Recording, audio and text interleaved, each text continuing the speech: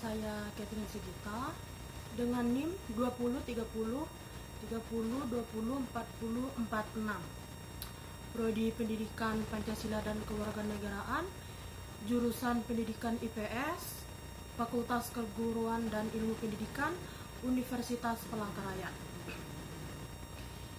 Di sini saya akan menyampaikan tentang materi hukum pajak. Pengertian hukum pajak itu sendiri adalah sekumpulan peraturan yang mengatur hak dan kewajiban, serta hubungan antara wajib pajak dan pemerintah selaku penganut pajak. Pemerintah dalam hal ini diwakilkan oleh Direktorat Jenderal Pajak yang berwenang mengambil kekayaan seseorang dalam bentuk pembayaran pajak. Hukum pajak merupakan bagian dari hukum publik karena hukum pajak mengatur hubungan antara pemerintah dengan wajib pajak. Terus, pengertian hukum pajak menurut para ahli. Di sini saya mengambil pernyataan dari Santoso Brotodirjo. Menurut Santoso Brotodirjo, hukum pajak atau yang dikenal dengan hukum fiksi merupakan peraturan yang meliputi wewenang atau hak pemerintah dalam mengambil kekayaan seseorang dengan memberikannya kembali ke masyarakat melalui kas negara. Dalam hal ini, hukum pajak merupakan hukum publik yang mengatur hubungan orang pribadi atau badan hukum yang memiliki kewajiban untuk menaikkan pajak atau wajib pajak dengan negara. Selanjutnya, sejarah hukum pajak. Pada awalnya, pajak bukanlah suatu pungutan, melainkan pemberian sukarela yang diberikan oleh rakyat untuk raja yang telah memelihara kepentingan negara. Menjaga negara dari serangan musuh, membiayai pegawai kerajaan, dan lain sebagainya. Biasanya warga negara yang tidak melakukan penyetoran dalam bentuk natura diwajibkan untuk melakukan pekerjaan yang berhubungan dengan kepentingan umum dalam kurun waktu yang ditentukan. Sementara orang-orang yang memiliki status sosial yang lebih tinggi dan memiliki cukup harta dapat terbebas dari kewajiban tersebut dengan membayar uang ganti rugi. Di Indonesia, pajak awalnya merupakan suatu upeti atau pemberian secara cuma-cuma oleh rakyat kepada raja atau penguasa. Namun, ini hanya digunakan untuk kepentingan penguasa saja, tidak dikembalikan ke rakyat. Seiring dengan berjalannya waktu, upeti yang diberikan oleh rakyat tersebut tidak lagi digunakan untuk kepentingan suatu pihak, tetapi mengarah ke kepentingan rakyat itu sendiri. Selanjutnya, peraturan perundang-undangan perpajakan. Setidaknya ada 8 undang-undang yang menjadi landasan atau dasar hukum pemungutan pajak di Indonesia, antara lain 1. Undang-Undang Nomor 13 Tahun 1985 tentang BA Materi. 2. Undang-Undang Nomor 12 Tahun 1994 tentang Pajak Bumi dan Bangunan. 3. Undang-Undang Nomor 16 Tahun 2000 tentang Ketentuan Umum dan Tata Cara Perpajakan. Yang keempat, Undang-Undang Nomor 17 Tahun 2000 tentang Penghasilan.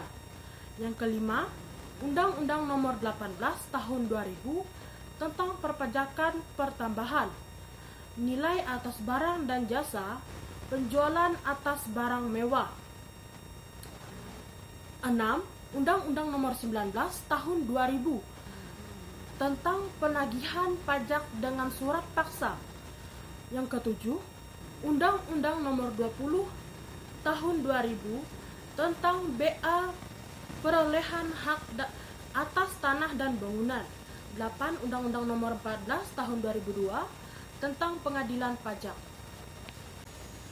Terus, fungsi hukum pajak itu sendiri adalah 1.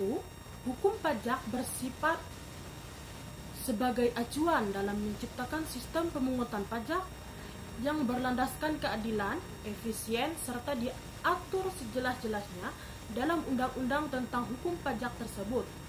2. Berfungsi sebagai sumber yang menjelaskan tentang siapa subjek dan objek yang perlu atau tidaknya dijadikan sumber pemungutan pajak, meningkatkan potensi pajak secara keseluruhan.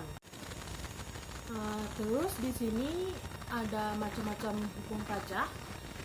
Yang pertama, hukum pajak formal. Hukum pajak yang memuat adanya ketentuan-ketentuan dalam mewujudkan hukum pajak material menjadi kenyataan. Hukum pajak formal memuat tata cara atau prosedur penerapan jumlah utang pajak, hak-hak fiskus untuk mengadakan evaluasi. Hukum pajak formal juga menentukan kewajiban wajib pajak untuk mengadakan pembukaan serta prosedur pengajuan surat keberatan maupun banding. Contoh pajak formal adalah tata cara perpajakan.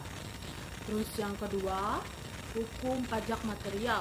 Hukum pajak yang memuat tentang ketentuan-ketentuan terhadap keadaan yang dikenai pajak atau objek pajak, siapa yang akan dikenakan pajak, dan siapa yang akan dikecualikan dengan pajak serta berapa jumlah yang harus dibayar atau tarif pajak.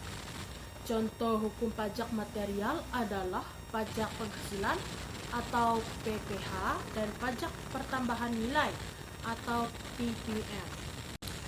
Jenis-jenis hukum pajak dibedakan menjadi dua, yaitu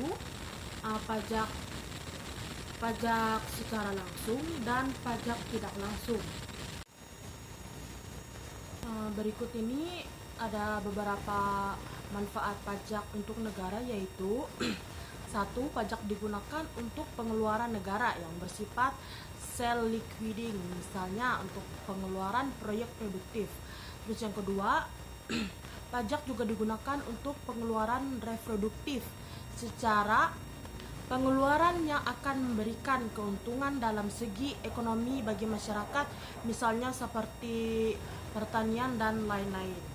Terus yang ketiga, pajak juga digunakan untuk pengeluaran yang bersifat self-liquidating dan tidak produktif, seperti pembangunan untuk sebuah monumen bersejarah dan lain-lain. Terus yang keempat, pajak digunakan untuk pengeluaran yang bersifat tidak produktif, seperti digunakan untuk pembangunan anak yatim dan pertahanan negara. Mungkin hanya ini materi yang bisa saya sampaikan di dalam mata kuliah hukum pajak. Sekian dan terima kasih.